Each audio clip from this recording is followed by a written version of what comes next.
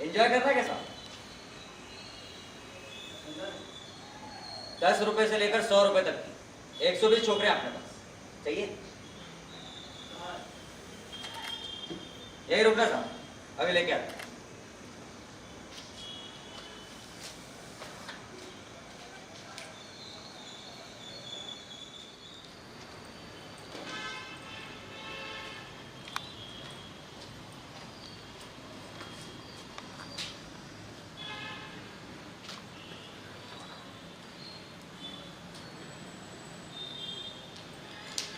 चल चल कस्टमर चल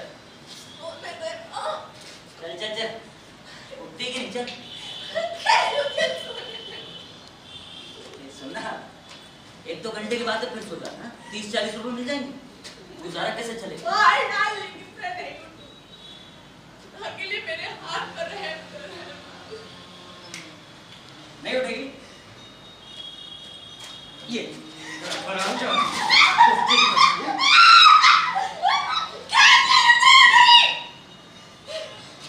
सोना ना तुझे, सो चल चल सो जा। आग बंद कर ले, चल चल सो सो। चल तेरा सर दबा दे, चल पैर दबा दूं? सो गई? सो ली? अब उठ, चल चल चल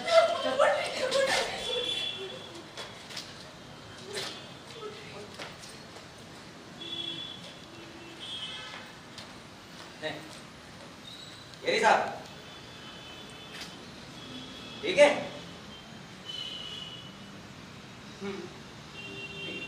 40 रुपए होंगे। ठीक है नहीं, अभी दे दो। मुफ्त बोल घूम रहे दे दो।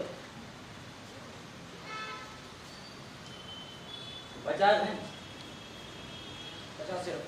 अरे बेहतर है साहब, 1-2 घंटे में छोड़ दीजिएगा। रजनी, बड़े साहब से बात सुनो कि नहीं?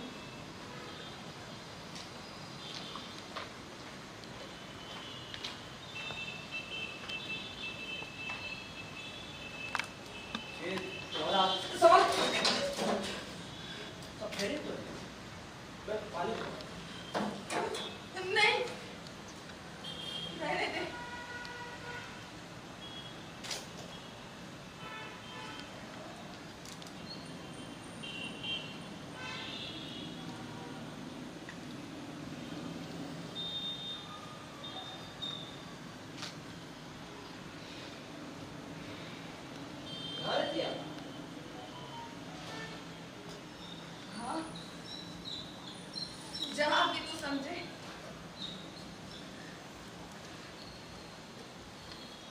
काम क्या हुआ? कुछ भी नहीं। कुछ भी नहीं।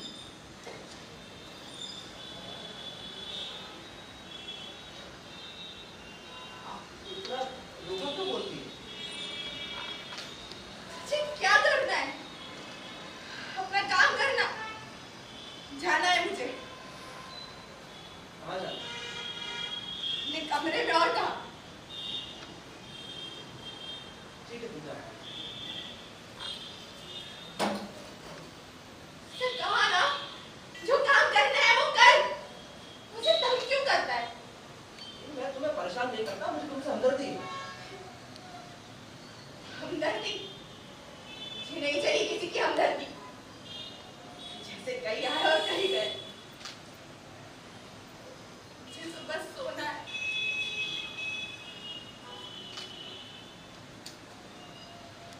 जब से यहाँ आई हूँ जागी रही हूँ। ठीक है, तुम जाओ, सो जाओ। हाँ, जाओ, सो जाओ।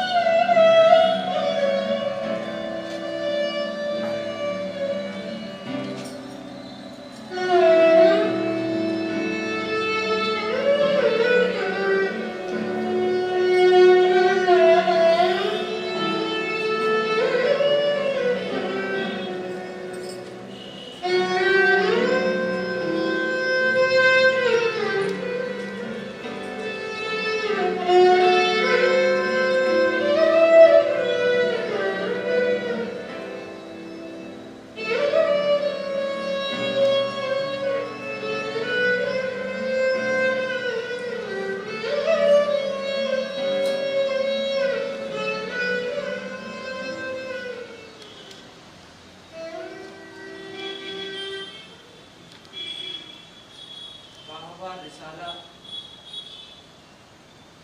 अदब लतीफ, लाहौर के सालनामा 1942 की में मेरा एक अफसाना बाउनवान काली शलवार छाया हुआ, जिसे कुछ लोग फहश समझते हैं। मैं उनकी गलतफहमी दूर करने के लिए एक मजमून लिख रहा हूँ और मैं उनसे कहना चाहता हूँ कि अफसाना निगारी मेरा पेशा है और मैं इसके तमाम अदब से वाकिफ हूँ। इससे पेशतर इस मौजू पर मैं कई अफसाने लिख चुका हूँ जो फहश नहीं थे और आगे भी लिखता रहूंगा जो फहश नहीं थे। किस्सा गोई हुबुत्ते आदम से जारी है और मेरा ख्याल है कि कयामत तक जारी रहेगा। इसकी शक्लें बदलती जाएगी, लेकिन इंसान अपने एहसासात दूसरे अज़हान तक पहुंचाने का सिलसिला जारी रखेगा। वेश्याओं पर अब तक बहुत कुछ लिखा या कहा जा चुका है। हर उस शय के मुताबिक लिखा या कहा जाता है जो हमारे दरमियान मौजूद है। और वेश्या ऐसा नहीं, 1000 साल से हमारे दरमियान मौजूद है। इनका तज़किरा इल्हामी किताबों में भी मौजूद है। वो तो अब चूंकि किसी इल्हामी किताब या किसी पैगंबर की गुंजाइश नहीं रही, इसलिए आप उनका जिक्र आयात नहीं बल्कि उन किताबों, रिसालों या अखबारों में पढ़ते हैं जिनको आप ऊद और लोबान चलाए गिरा पाते हैं।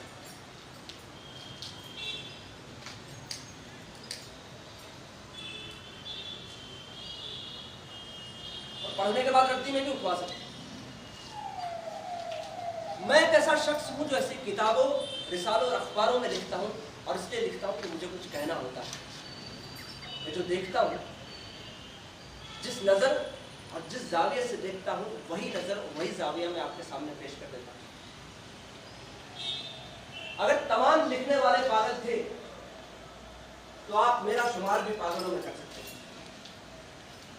काली शलवार का पसे मंजर एक वेश्या का घर है और ये घर बुए के घर की तरह हैरत अंगेज नहीं जिसके मुतालिक अजीब और गरीब बातें मशहूर। दिल्ली में ऐसी औरतों के लिए एक खास जगह मुंतखब करके बेशुमार घर बनाए गए। मेरी सुल्ताना भी ऐसे ही बने बनाए घर में, और एक घर उसने बुए के घर की तरह खुद नहीं बनाया, ना ही बुए के घर की तरह रात को जुगनू पकड़ पकड़ कर अपना घर रोशन किया करती। रोशनी पैदा करने के लिए बिजली मौजूद थी और चूंकि बिजली मुफ्त नहीं मिल सकती, ना ही रहने के लिए मकान किराए के बगैर मिल सकता है, इसलिए उसे मजदूरी करनी पड़ती। अगर वो ब्याही होती तो ये तमाम चीजें उसे मुफ्त में मिल जाए, लेकिन वो ब्याही नहीं, वो एक औरत। और जब एक औरत को बिजली के पैसे देने पड़े और मकान का किराया अदा करना पड़े और जिसके पल्ले खुदा बख्शिशा आदमी पड़ जाए, जो खुदा पर भरोसा रखे और फकीरी की करामात में मारा मारा फिरे, तो जाहिर है साहब वो ऐसी औरत नहीं होती जो हम अपने घरों में देखते हैं।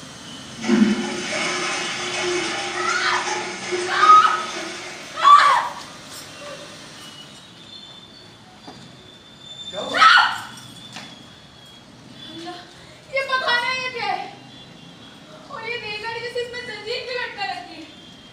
मेरी कमर में दर्द था, मैंने सोचा इसका सहारा लूंगी, पर जैसे ही मैंने जंजीर को छुआ ये धमाका हुआ।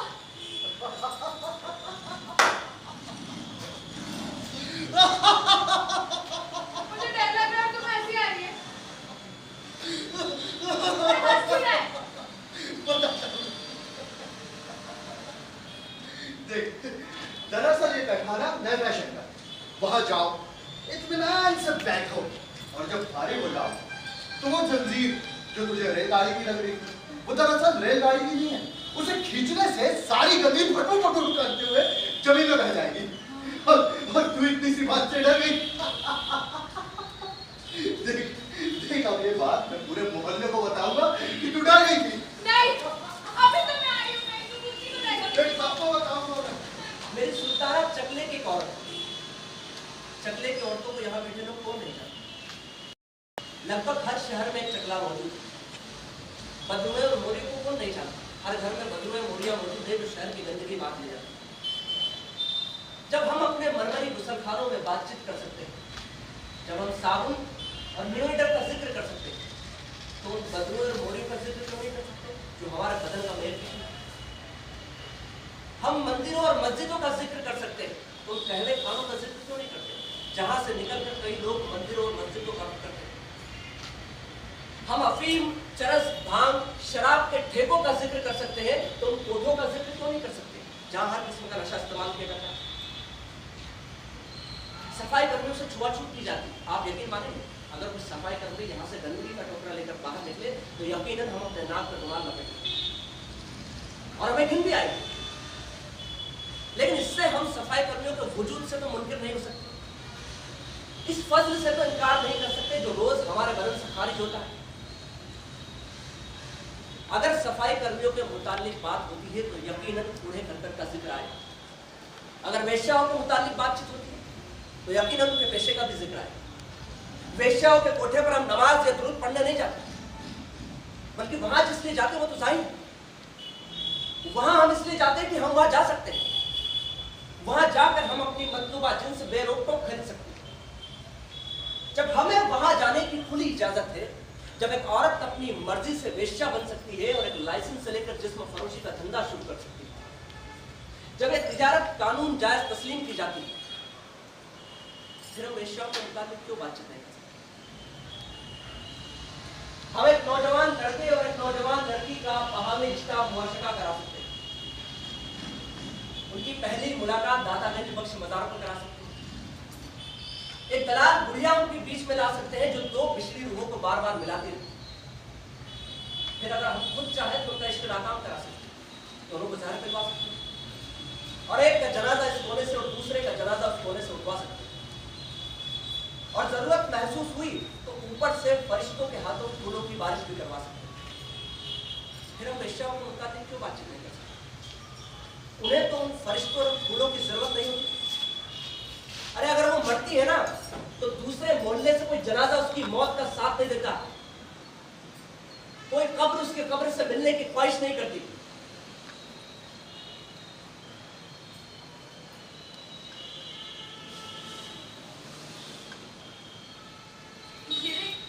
कितना अच्छा लग रहा है ना?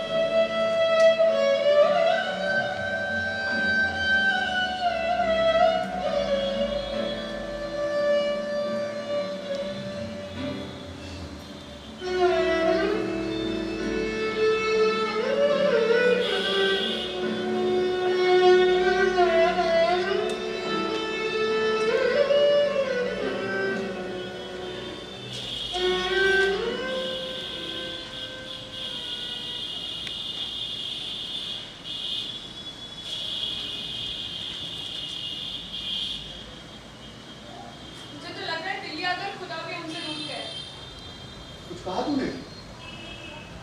कुछ देख खुदा बख्श, जब पहले महीने कोई नहीं आया ना तो मैंने कहा ठीक है, नई नई दुकान होती है तो ग्राहक नहीं आता है। मगर 3 महीने में सिर्फ 6 ग्राहक, सिर्फ 6। इतने अंबाले में एक दिन में आ जाते थे। 18.5 रुपए 3 महीने में आएंगे तो उसको आमदनी कैसे कह सकते हैं? 30 रुपए मावा तो इस फ्लैट का किराया है, का टैक्स, बिजली का बिल। देख देख तू मेरी सुन, तो चल वापस अंबाला। यहाँ क्या धरा है? भाई होगा, पर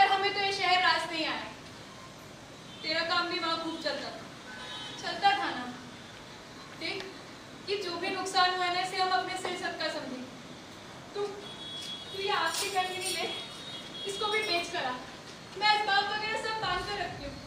हम आज रात की ही ट्रेन से वापस जाएंगे। सुना तूने? आज रात की ही ट्रेन से वापस जाएंगे। हाँ, हम अम्बाला वापस नहीं जाएंगे। हम यही दिल्ली में रहकर कमाएंगे और तेरी ये आंखों चूड़ियां सबकी सब यही वापस आएंगी। अल्लाह पर भरोसा रख, अल्लाह बड़ा आकार साज है, वो यहाँ भी कोई ना कोई असबाब जरूर बना देगा। देख देख सुल्ताना, अल्लाह पर भरोसा रख, भरोसा रख।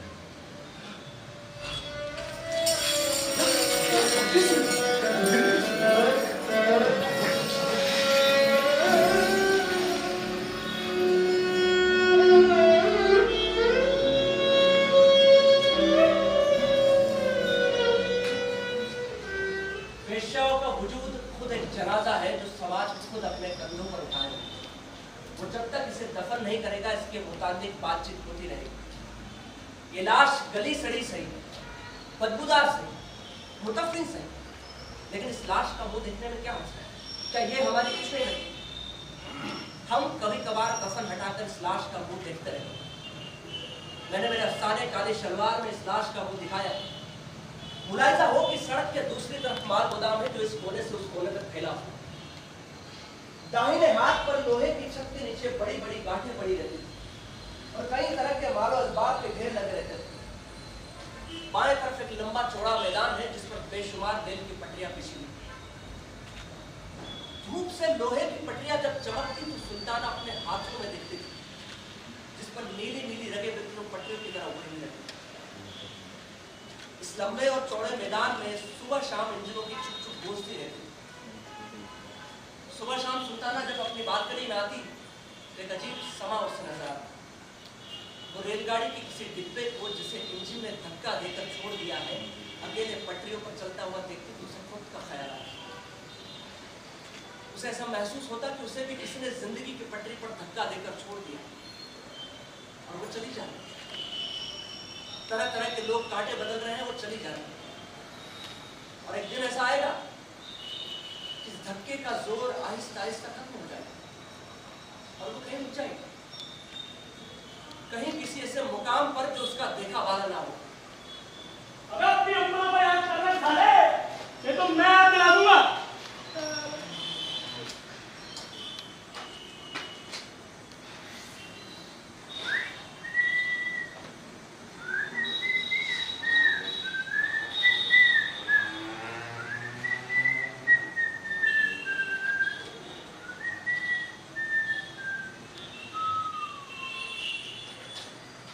और मैं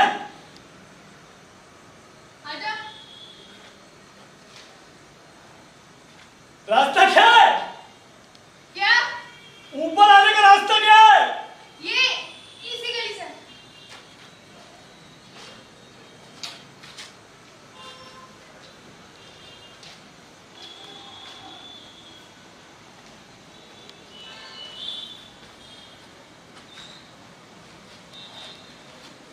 ऊपर आकर डर रहा था।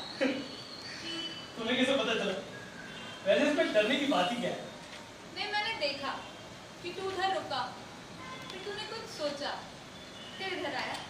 तुम्हें गलतफहमी हुई। दरअसल मैं वो तुम्हारे ऊपर वाले मकान की तरफ देखा था। वहां एक औरत एक आदमी को ठेका दिखा रही थी। मुझे मंजर पसंद आया, मैं वहीं बैठ गया। थोड़ी देर में वहां एक सब्ज बल्ब रोशन हुआ। तो क्या है कि सब्ज रोशनी मुझे बहुत पसंद है, आंखों को ठंडक देती है। तू जा रहा है? नहीं, मैं तो तुम्हारा मकान देखा। चलो अपना मकान दिखाओ। अरे चलो। मेरा नाम शंकर है। अच्छा, तो फरमा। फरमा। तुम्ही ने मुझे यहाँ बुलाया, तुम ही फरमाओ। मैं फरमाऊं? अच्छा, मैं समझा।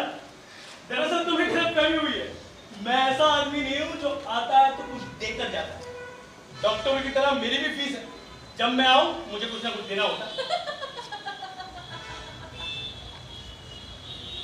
काम क्या करता है तू? वही जो तुम लोग करती हो। हैं? तुम क्या करती हो? मैं कुछ नहीं करती। हाँ तो मैं भी कुछ नहीं करता। ये क्या बात हुई? तू कुछ ना कुछ तो जरूर करता होगा। हाँ तो तुम भी कुछ ना कुछ जरूर करती होगी। जग तो मारते हो। हाँ तो हम भी जग मारते हैं।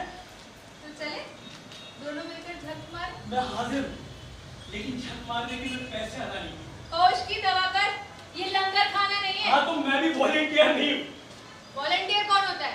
उल्लू का पट्टा होता है। हाँ तो मैं भी कोई उल्लू की पट्टी नहीं हूँ। अच्छा, लेकिन वो तेरा यार खुदा बख्श वो जरूर उल्लू का पट्टा है। क्यों? क्योंकि आजकल वो ऐसे खुदा नसीब फकीर के अपनी किस्मत बनवाने जा रहा है जिसकी खुद की किस्मत जिंदगी ताने की तरफ बंद है। तू हिंदू है, इसलिए हमारे बुजुर्गों का मजाक उड़ाता है। जाने मन, ऐसी जगहों पे हिंदू मुस्लिम नहीं होता। अगर यहाँ पर पंडित मौलवी और मिस्टर जिन्ना है ना तो वो भी शरीफ आदमी बन जाए। छोड़ ना ये सारी बातें, तू मुझे ये बता, रहेगा? रहूंगा ना, लेकिन उसी शर्त पे जो मैंने। चल निकल। क्या? निकल। अरे हुआ क्या? भिखमंगा कहीं का। भिखमंगा नहीं हूं मैं। तो क्या है? क्या है? अरे बहुत कुछ हूं मैं, बहुत बड़ा आदमी हूं और इस बाजार से बहुत बार गुजरता हूं। कभी जरूरत पड़े तो याद कर लेना, शंकर नाम है मेरा, शंकर, याद रखना। बड़े काम का आदमी हूं।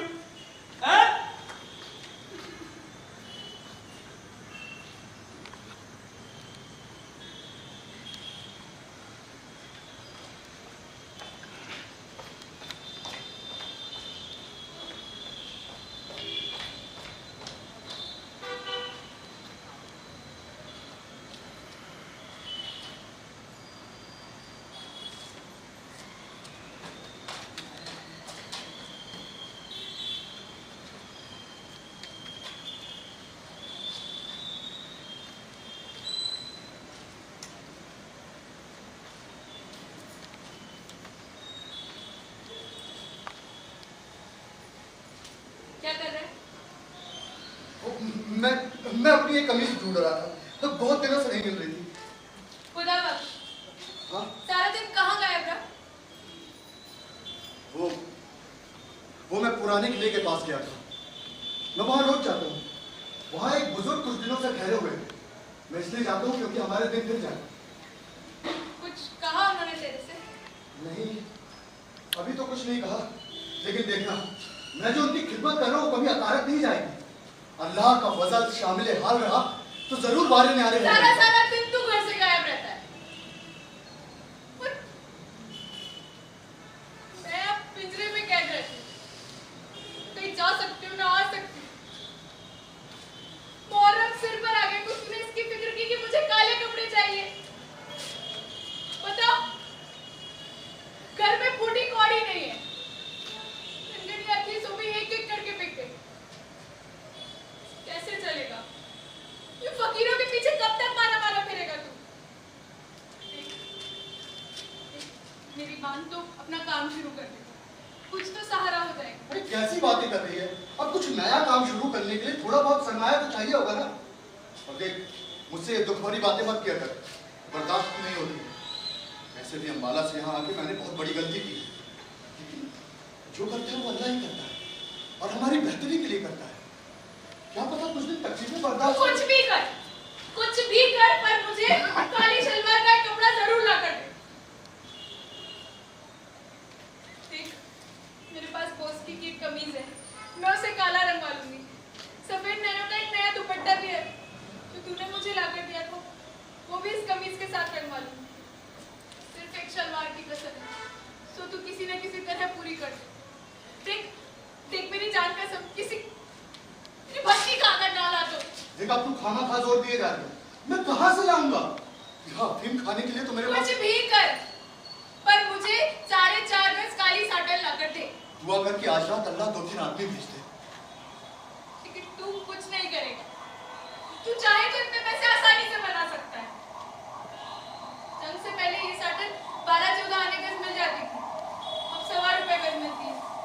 4.5 गज पे कितने रुपए खर्च हो जाएंगे? कुछ तो हिला कर खुदा। अरे मैं क्या हिला करूं? तुझे क्या लगता है मैं ऐसे ही भूलता रहता हूँ? एक तो इनके लिए जितना करो उतना कम है। तुम सालियों के नखरे खत्म ही नहीं होते।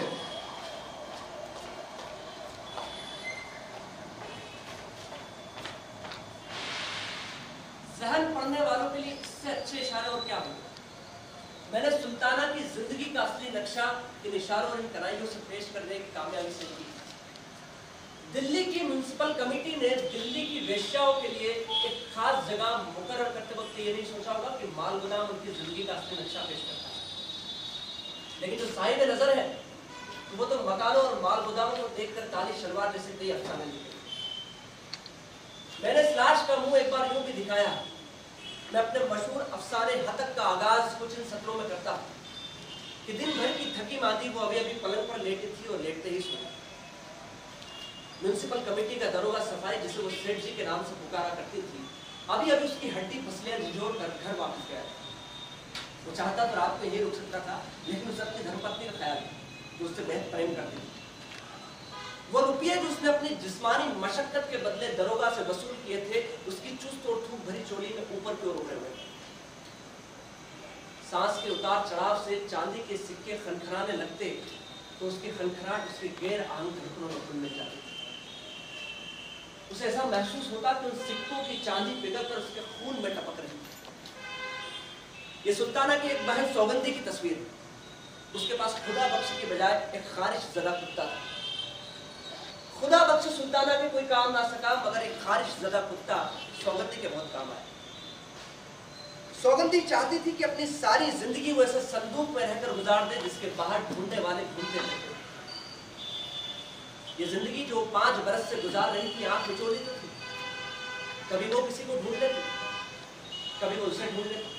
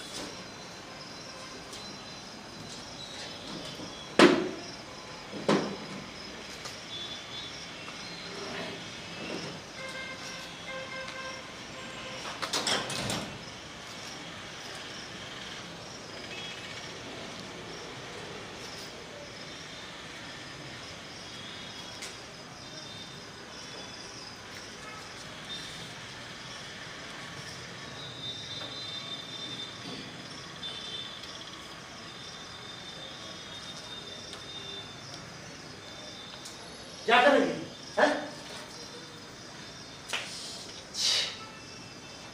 तुझे लाज नहीं आती अपना भाव करते हुए? हाँ, तू जानती है ना तू मुझसे किस चीज का सौदा कर रही है? 10 रुपए। और जैसा कि तू कहती है वो 2.5 रुपए दलाल के, बाकी बचे 7.5, बचे ना 7.5।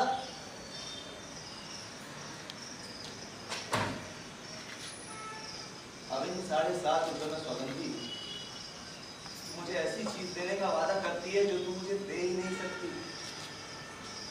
ले, मैं ऐसी चीज लेने आया जो मैं ले नहीं सकती। देख, मुझे अभी इस वक्त एक औरत चाहिए। और क्या तेरे को कोई मर्द चाहिए? तेरे को तो कोई भी औरत चल जाएगी। तेरे को जचता है क्या मैं? अच्छा बता, तेरा मेरा नाता क्या? 10 रुपए, 2.5 रुपए दलाल के, बाकी बचे 7.5। ये 7.5 रुपए सौगंधी तेरे और मेरे बीच में बच रहे हैं। तू भी इनका बजना सुन रही है और मैं भी।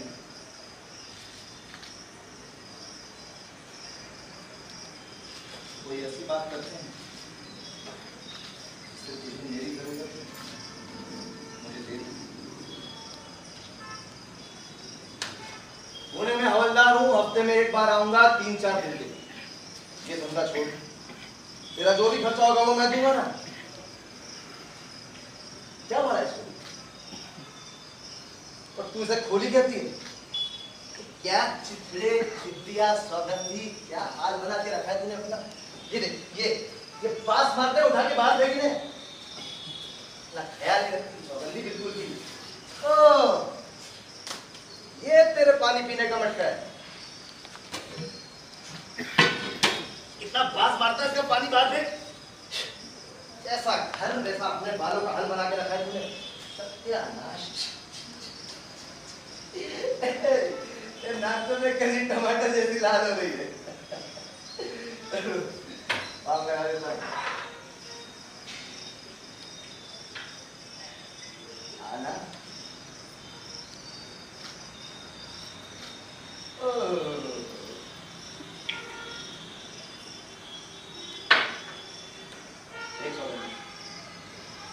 तूने अगर फिर से अपना धंधा शुरू किया तो तेरी मेरी टूट जाएगी। तूने फिर किसी मर्द को यहाँ ठहराया तो तेरी चुटियां पकड़ूंगा, बाहर निकाल दूंगा। हंस क्या रही है, सच में बाहर निकाल दूंगा।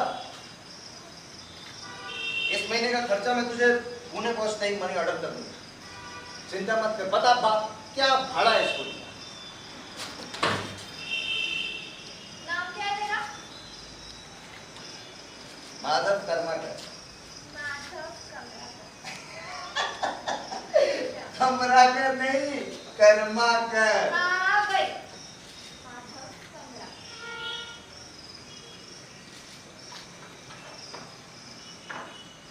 माधव की बातों का सौगंधी पर इस कदर असर ज्यादा हुआ कि वो चंद नमाज के लिए खुद को हवलदार भी समझने लगे।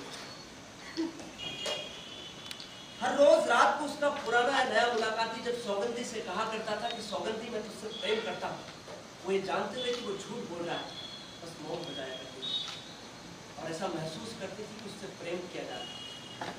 प्रेम कितना प्यारा शब्द है।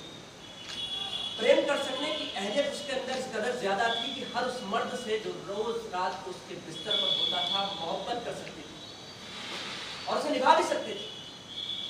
अब तक वो 4 मर्दों से अपनी मोहब्बत निभाई तो रही थी जिनकी तस्वीर उस दीवार पर लटकी थी।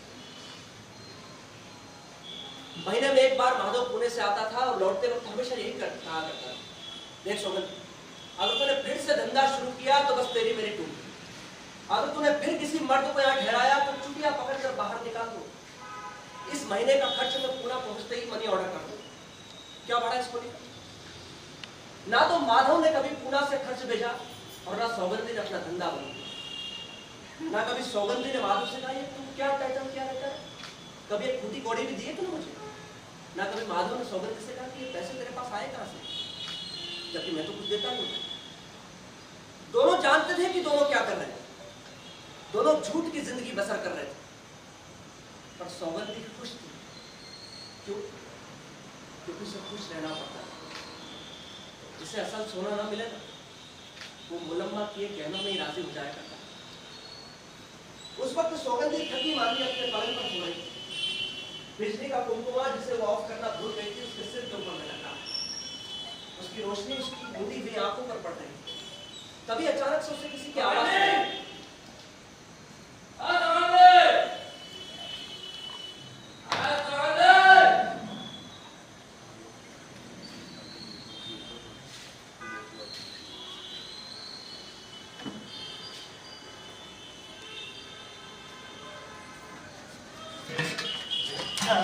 क्या हो गया? तुम्हें खींच के आधे घंटे से चिल्ला रहा हूँ, कब आ रही थी? तो है क्या अंदर? तो फिर क्यों नहीं सुन रही थी? रुपए यार नींद के हमारे परेशान बैठे। 120 छोकरियां हैं, जो एक एक छोकरी को उतारने में 1 घंटा कमाना पड़े तो मैं तो कर चुका धंधा। चल बैठ पर तैयार हो। एक साहब आए, बाहर गाड़ी में बैठे। चल। रामलाल, आज मेरा जी नहीं है। तेरा जी नहीं है? ऐसी बात पहले कहती हो। ऐसी बात नहीं है रामलाल, मेरा बस जी नहीं है। बहुत पी गई आज। ठीक है ठीक है, थोड़ी देर हम भी मुंह का मजा ठीक कर लें। बची होती तो तुम्हारे सर में दर्द ही क्यों होता? देखो वो जो आदमी बाहर बैठा है ना होटल में, एक काम करो उसे अंदर ही ले आओ। ए नहीं नहीं नहीं, अंदर नहीं आ सकते, बड़े जेंटलमैन साहब हैं। वो तो मोटर को गली के बाहर खड़े करने में गौर है। तू मत, तू तैयार हो, चल चलो चल चल। आज कल नहीं रुक जा।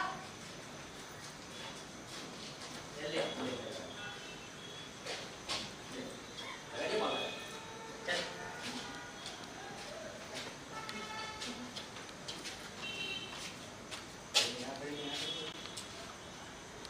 साहब, नई नई छोरी है लेकिन अच्छी है साहब, देख लो।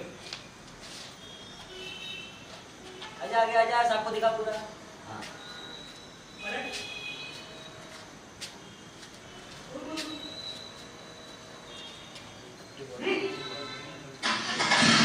साहब रुको ना, अरे 120 बोलना साहब।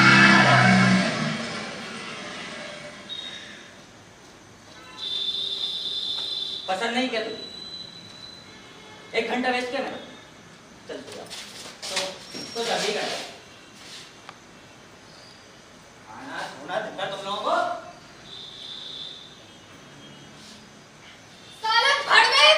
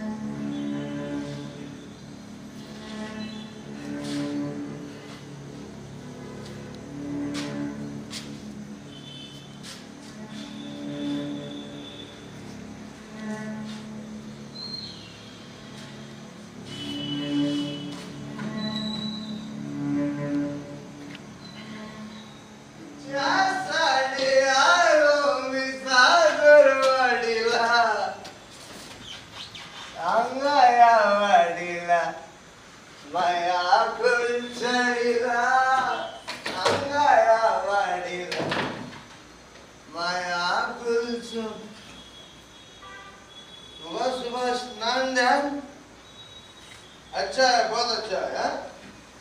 बहुत बढ़िया मेरी प्यारी सौगंधी।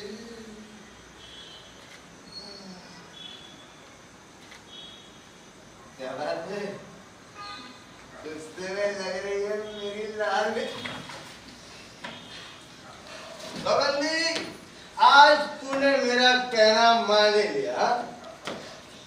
यार सुबह की सैर तंदुरुस्ती के लिए बहुत बढ़िया होती है। रोज इस तरह सुबह उठकर घूमने जाया कर, तेरे बदन की सारी सुस्ती दूर हो जाएगी। और वो तेरी कमर का दर्द है ना, जिसके लिए तू शिकायत करती रहती है, वो भी चला जाए। अरे वो देख, देख मेरे को कितना फिट हूं ना मैं। कहाँ विक्टोरिया गार्डन तक तो हुआ ही होगी। मैं आज तेरा इंतजार कर रही थी माधव। इंतजार? तेरे को कैसे मालूम हुआ कि मैं आने वाला है? कल रात मैंने तुझे सपने में देखा। उठी तो कोई भी नहीं था। सोची ने कहा कहीं घूम आओ और जब मैं घूम के आई और मैं आ गया। देख, बड़े लोगों की बातें बहुत पक्की होती हैं। किसी ने ठीक कहा है ना सोनम जी कि दिल को दिल से राह होती है। कितने बजे देखा सपने में? 4 बजे के करीब। ले, मैंने 2 बजे तुझे सपने में देखा। जैसे तू वो, अरे यही साड़ी पहने मेरे सामने खड़ी है। तेरे हाथों में क्या था? तेरे हाथों में रुपयों से भरी थैली थी। तूने वो थैली मेरे हाथों में रखी। मुझसे कहा, माधव तू चिंता क्यों करता है? तेरे मेरे रुपये क्या दो है? तेरी कान कसम फौरन उठा, टिकट कटाया, इधर का रुक किया। क्या बताऊं, बड़ी मुसीबत में हूँ। बैठे बैठा एक केस हो गया। 20-30 रुपया हो तो इंस्पेक्टर की मुट्ठी गर्म करके छुटकारा मिले। ये मत धक्के हो गया। इधर आ, लेट लेट, इधर आ, क्या कर लेट, आजा लेट जा, उतार उतार, आजा पैर मेरी तरफ पैर कर, मेरी ऐसे लेट जा, लेट। माधव, ये किस मुंह ने तुझ पे केस किया है? हरामी साहब। बेल बेल का डर हो तो मुझसे बोल दे। ऐसे केसेस में 10-20 का 100-50 भी अगर पुलिस वालों को हाथों में थमा दिए जाए ना तो फायदा अपना ही होता। जान बची रातों पर। बस बस जाने दे। थकन कुछ ज्यादा नहीं है। मुट्ठी चाबी छोड़ और सारी बात बता मुझे। वो क्या है ना माधव कि इसका नाम सुनते ही ना मेरा दिल धक धक करने लगता है। मेरा भी, मैं तो पढ़ता ही नहीं ऐसे लफड़ों में। वापस कब जाएगा तू? सुबह की गाड़ी से वापस जाना है। शाम तक अगर इंस्पेक्टर को 150 नहीं दिए ना तो ज्यादा देने की जरूरत नहीं है। 50 रुपए में काम हो जाएगा। 50? 50 में हो जाएगा।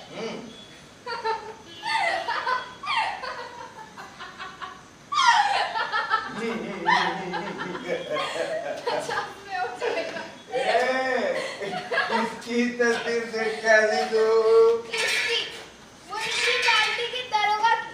जरा थोबड़ा तो देख इसका।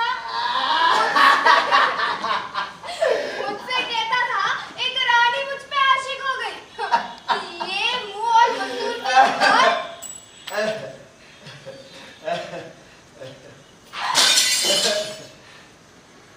रानी भंगन आएगी कचरा उठाने तो फिर राजा को भी साथ ले।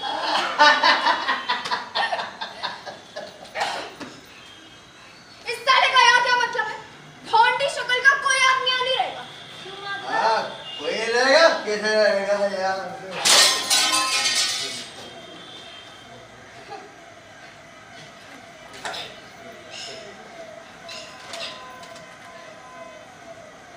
माधव, माधव, हाँ, जरा देख तो, दोनों की शक्लें कितनी मिलती जुलती है।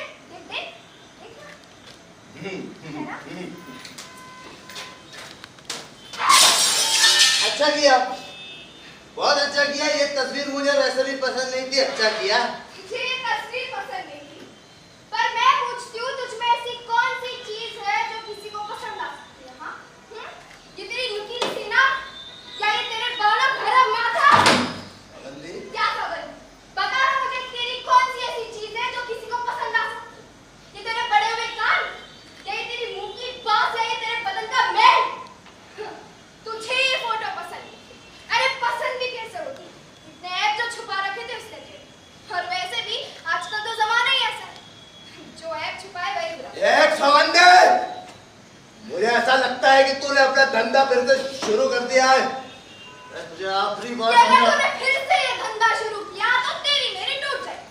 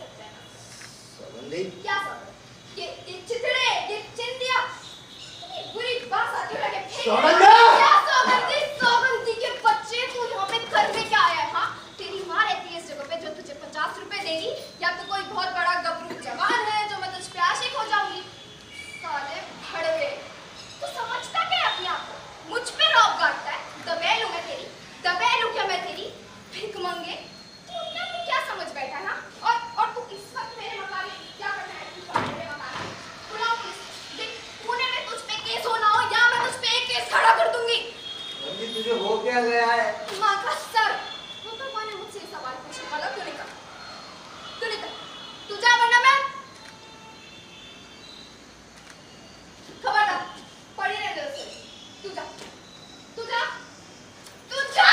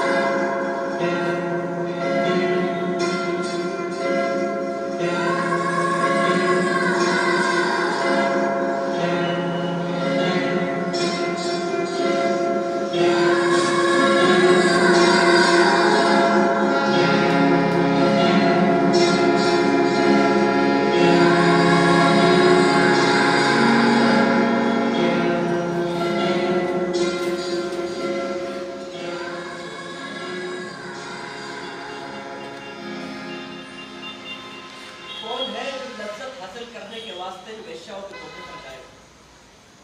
मेरी सुल्ताना और मेरी सौगंधी कन्हाई में देखने वाली तस्वीर नहीं है जिनके आए दिन इश्तिहार अखबारों में छपते रहते हैं। वो कोई नया जोरदार आसन पेश नहीं करते, वो कोई इंसाफ का नुस्खा नहीं बताती, वो कोई लच्छेदार आप बीती नहीं सुनाती जिसको पढ़कर शहवानी जज्बात की लाल उभरा।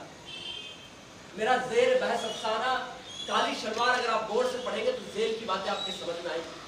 सुल्ताना एक मामूली सी वेश्या है जो पहले अम्बाला में पेशा करती थी, बाद में अपने दोस्त खुदा बख्श के कहने पर दिल्ली चल गया। खुदा बख्श खुदा पर भरोसा करने और फकीर की करामात पे मारा मारा फिरने वाला व्यक्ति। सुल्ताना का जब कारोबार न चला तो बहुत अफसुर्दा हुआ। उसकी अफसुर्दगी में और इजाफा हुआ जब खुदा बख्श फकीरों के पीछे मारा मारा फिरे। मुहर्रम सर पर आ गए। सुल्ताना की सारी सहेलियों ने काले कपड़े बनवा लिए थे लेकिन वो ना बना सकी क्योंकि उसके पास पैसे नहीं। इस मौके पर शंकर आता है, एक आवारा गर्द गैर हाजिर जवाबी और खुश मुफ्तारी के अलावा जिसके पास कुछ नहीं। वो इन खूबियों के मुआवजे में सुल्ताना से जिनसी तलब चाहता है जिसे वो दाम देकर फरोख्त करता है। सुल्ताना यह सौदा कबूल नहीं करती।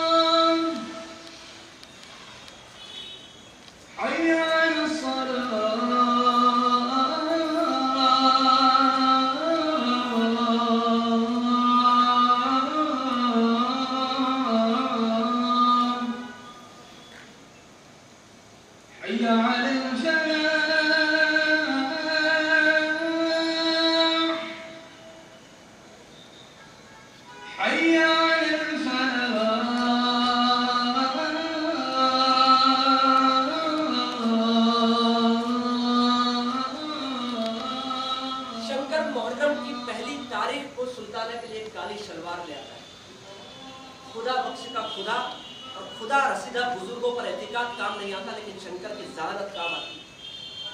ये अफसाना पढ़कर आपके दिलो दिमाग पर क्या असर होता है? क्या इसका प्लॉट या अंदाज़े बयान आपको वेश्या की तरफ खींचता है? इसके जवाब में मैं कहूँगा कि हरगिज़ नहीं। क्यों? क्योंकि इस मकसद के लिए नहीं लिखा गया। काली शलवार जैसे अफसाने तफरीह की खातिर नहीं लिखे जाते, उनको पढ़कर शहवानी जज्बात की लार नहीं टपकती।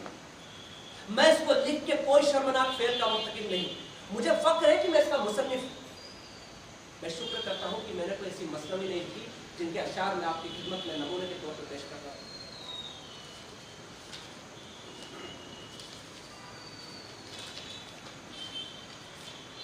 जरा गौर फरमाइएगा।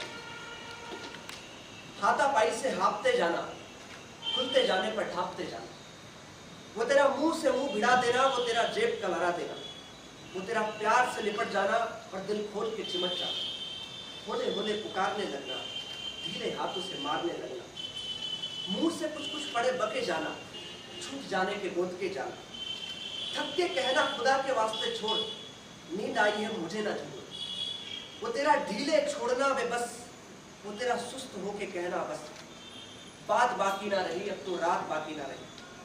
कहीं तेरी ये बात ना बढ़ेगी या यूं ही सारी रात ना बढ़ेगी। मुझ में बाकी कुछ अब तो बात नहीं, सुबह भी हो चुकी है रात नहीं। देख अब आगे मार बैठूं, यक्षों को पुकार बैठूं, कभी फिर भी तो काम होवेगा, देखियो 7 गुण सोवेगा। कुल्लियात मोमिन मसनवी दोयम मल्तुबा नवल किशोर लखनऊ। शुक्र है कि मैंने अपनी प्यास और भूखी ख्वाहिशात नफ्सानी को बचाने के लिए ऐसे अशआर दे दिए, क्योंकि हर बालिग शख्स को मालूम है कि औरत और मर्द इस गरज से एक बिस्तर पर लेटते हैं तो इसी किस्म की कुछ हैवानी हरकत करते हैं, लेकिन वो इतनी खूबसूरत नहीं होती जितना कि नशार में जाहिर की गई। ये लिखने वाले की शरारत है जो काबिल गिरफ्त। मेरे अफसाने काली शलवार में ऐसा कोई ऐब नहीं, मैंने उसमें कहीं भी मर्द और औरत के जिनसी रिश्ते को लजीजी अंदाज में पेश नहीं किया। मेरी सुल्ताना एक दुकानदार, ठीक किस्म की दुकानदार। अगर आप शराब की दुकान पर शराब लेने जाएंगे तो तवक्को नहीं करेंगे कि वो उमर खयाम बना बैठा होगा या उसको हाफिज शिराजी का सारा दीवाना अजबर याद होगा, क्योंकि शराब का ठेकेदार शराब बेचता है, उमर खयाम की रुबाइया या हाफिज शिराजी के शेर नहीं बेचता। एक मौके पर शंकर उससे पूछता है, तुमने कुछ ना कुछ करती क्यों? वो जवाब देती कि मैं झक मारती। वो ये नहीं कहती कि मैं गंदुम का व्यापार करती थी या सोने चांदी की तिजारत करती, उसे मालूम है कि वो क्या करती। अगर एक टाइपिस्ट से पूछा जाए कि वो क्या करता है तो वो जवाब देगा कि मैं टाइप करता हूं। मेरी सुल्ताना और एक टाइपिस्ट में ज्यादा फर्क नहीं।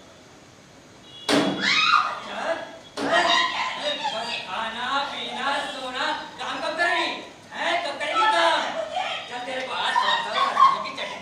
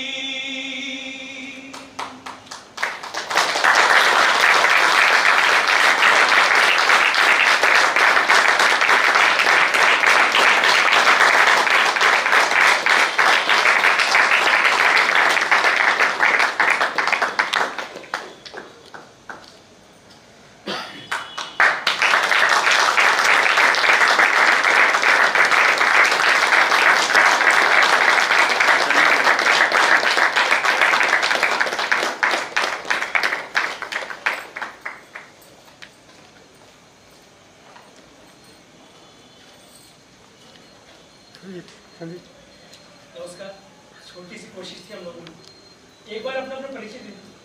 अंकिता माहेश्वरी। केतकी असलम। कंचन न्याय। महिमा गोस्वामी। कमल पाराशर। अंजना राय। प्रतीक शर्मा।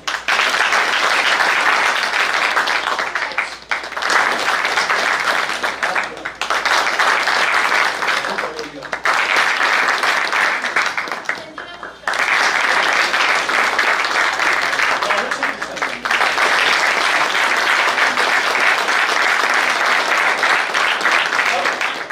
राइट पे थे अमन सिंह और म्यूजिक पे थे प्रिंस राज।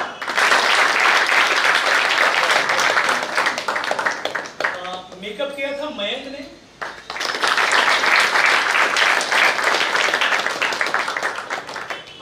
हमारे सहायक भी थे क्या नाम है? आयुष का अमन आजा। विशाल भाई आजा आजा।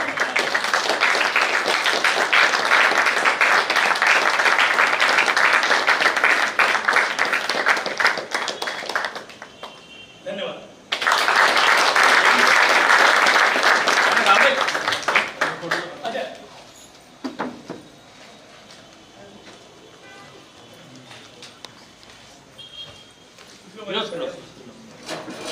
अच्छा पैसा खत्म किया